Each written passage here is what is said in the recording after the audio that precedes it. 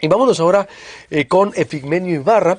Le agradezco mucho, como siempre, porque nos ayuda a interpretar lo que quiso decir el presidente, lo que salen a decir los gobernadores de Morena, porque sí, yo también creo que pues debemos de atemperarnos todos, cabeza fría, y sí, sin duda yo también considero que hay pues de repente algunas líneas de comunicación que porque justificar la actitud del presidente empiezan a hablar una bola de cosas que dices tú, pero ¿qué es esto? Pero a ver, Epigmenio, ¿qué es lo que quiso decir el presidente? Apreciado Epigmenio, bienvenido a Proyecto Puente, como siempre. Bueno, buenos días, Luis Alberto, buenos días a tu auditorio.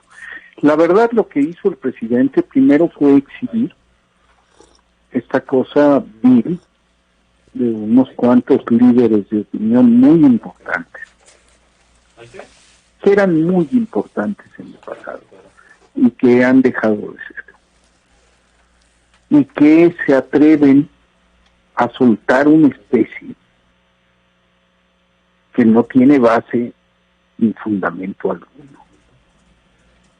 Comparan a Xochitl con Colosio, hablan de un probable atentado y peor todavía, culpan del mismo a López Obrador. Y luego Joaquín López Dóriga, en un arranque melodramático, ya en el colmo del delirio, ayer en su columna, dice: de lo que a mí me pase lo culpo a usted. A ver, ¿qué está pasando? Estamos hablando de personajes que tienen un nivel de encono, de odio por el presidente de la República, que rebasa lo razonable. Que lo atacan sin fundamento todos los días y de una manera brutal. O que, como Raimundo Riva Palacio, hacen especulaciones que no tienen más dato, más conexión con la realidad que sus propias invenciones. Hablan de filtraciones y de fuentes inexistentes. Hablan de un clima de enrarecimiento político en el país y de polarización, que es en principio una mentira. Polarizar quiere decir tener dos polos. En este país no hay dos polos. El país no está partido en dos. En este país hay una minoría, que es una minoría muy amplia. El presidente la ha ubicado entre 25 y 30 millones de personas. No todos ellos votan, es importante. Estos 25 millones son los conservadores, los que están por el mantenimiento del statu quo anterior al 2018, que son fieros enemigos de la 4T. López Obrador no los considera enemigos, habla de sus adversarios. Entonces, la realidad es que la mayoría ciudadana apoya al presidente y apoya la transformación, y eso lo dicen todas las encuestas, tanto las que juzgan el desempeño del gobierno actual como las que hablan de lo que puede suceder en las próximas elecciones. Descartado Epigmenio, entonces, porque también diría yo, yo solo me hago responsable de mi línea editorial, y no ando defendiendo a nadie, ni culpándome a nadie, ni me meto con los medios, no es mi línea. Pero obvio respeto tu opinión y por eso siempre te consultamos. Pero más bien sería reacción también de ellos, porque el presidente también tiene mano pesada, ¿estás de acuerdo? Se mete con ellos. Pero me gustaría concentrarme en que no hay. Descartamos esa posibilidad, Epigmenio, de un 94, es decir, de no caer en esa, ¿cómo evitar no caer exactamente en un miedo infundado por todas partes, ¿no? Por actores políticos, por medios de comunicación, ¿cómo evitar que no se vaya el debate así, Epigmenio? Es que las circunstancias son totalmente distintas. En el 94, el saqueo estaba en el colmo. Salinas de Gortari había perdido la contención, había privatizado o terminado de privatizar la mitad del país. Estaba la insurrección zapatista, Habían sido asesinados 600 terroristas. Había represión política en todo el país. Se produjo un fraude electoral antes. O sea, el presidente había llegado a la presidencia después de un fraude electoral. ¿De qué estamos hablando? ¿Qué tiene que ver el 94 con nuestros días? Hoy hay paz social. ¿Puede haber problemas de inseguridad? Sí, claro, y se están atacando, pero no hay conflictos en las calles. No nos engañemos. Hay unos cuantos que vociferan, que están furibundos, que están rabiosos, y que sienten que el país se está destruyendo. Eso por un lado. Y por el otro lado, Xóchitl Gálvez es una mera invención. Es una mujer que tuvo un cargo menor con Vicente Fox, fue delegada en el gobierno, en el Distrito Federal, y es senadora plurinominal. No ganó la elección. Es una mujer muy menor, cuyos asuntos, cuya causa de corrupción la persigue, que finge en todos los puntos. Conmigo se metió a debatir. 2 veces la acusé de mentir. Se quedó callada, porque no pudo ni sostener sus injurias, ni fue capaz de ofrecer disculpas. No pudo responder una sola pregunta. Dijo que era de izquierda, dijo que venía de la Liga Obrera Marxista, dijo que estaba de acuerdo con los programas sociales de López Obrador. Y entonces le dije, ¿qué haces con el PAN, Xóchitl? No pudo responderlo.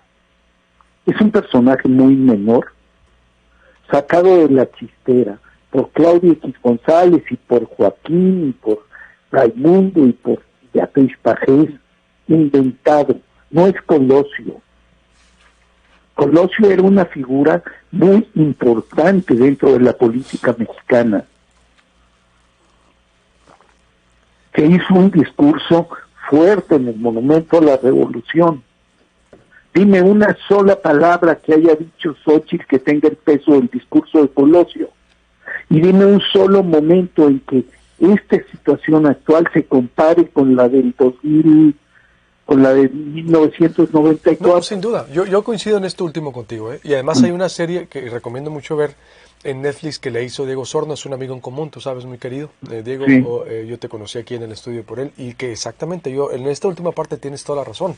No tiene nada que ver en el 94, y no tiene nada que ver, no sé por qué todavía siguen evocando, algunos admiran y extrañan el salinismo, y sin duda, yo sí, en eso yo sí coincido con ustedes, de que el salinismo, si estamos metidos en esto, es por todo, hizo más ricos a los ricos, y lo que nos trajo como consecuencia. Yo ahí sí estoy de acuerdo que por eso digo, ¿qué va a pasar, Epigmenio? Porque pues esto todavía ni empieza, es lo que a mí nos ocupa y preocupa. Y ve cómo está. Es decir, la elección, vamos hasta el próximo año, ya estamos agarrados con todos. Pero no, yo lo veo, fíjate que yo estoy muy entusiasta. ¿Qué está pasando? ¿O qué va a pasar, no? Para cerrar. Pero ¿qué está pasando ahorita?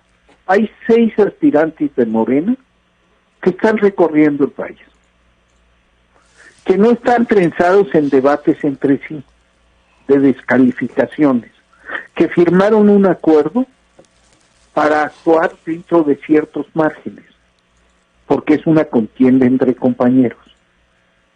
Hay 11 aspirantes en la derecha, en la cosa esta de Va por México, que están recolectando sus firmas. Todos se mueven por el país.